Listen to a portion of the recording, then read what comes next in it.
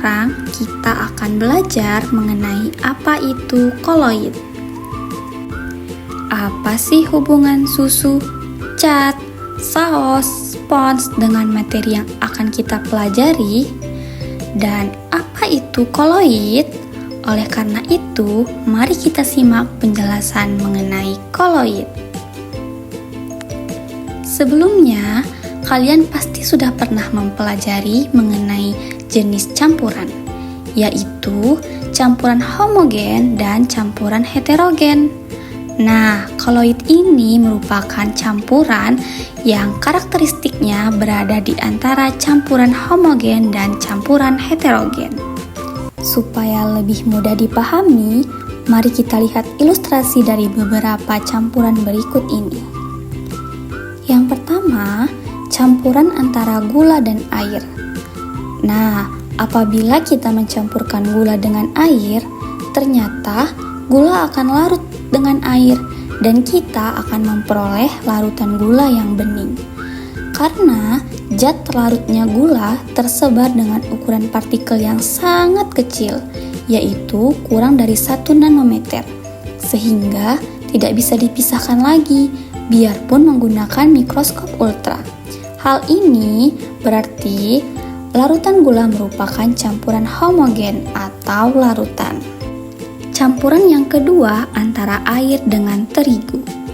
Nah, jika kita mencampurkan keduanya, ternyata terigu tidak larut, walaupun larutan ini diaduk, lambat laun tetap akan terpisahkan karena berukuran lebih besar dari 100 nanometer dan terdapat endapan.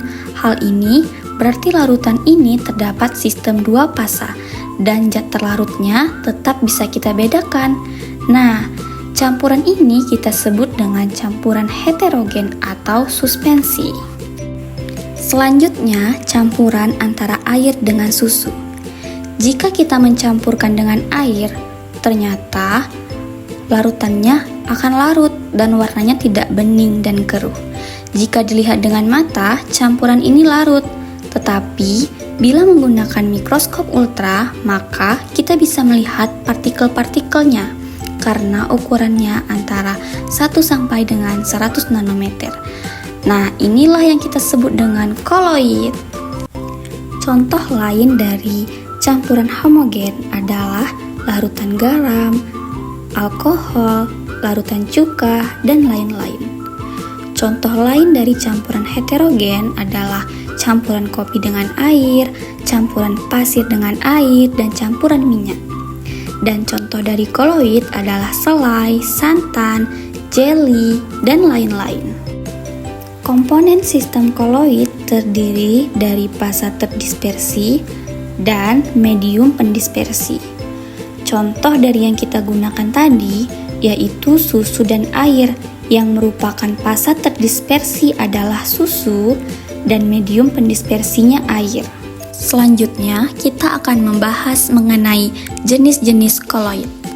Koloid dapat dikelompokkan berdasarkan fasa terdispersi dan medium pendispersinya. Koloid dikelompokkan menjadi 8 jenis.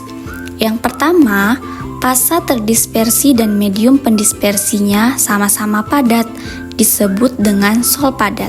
Contohnya, paduan logam. Misalnya, campuran besi dan tembaga yang sama-sama padatan. Yang kedua, sol, di mana fasa terdispersinya padat, medium pendispersinya cair. Contohnya, tinta dan cat.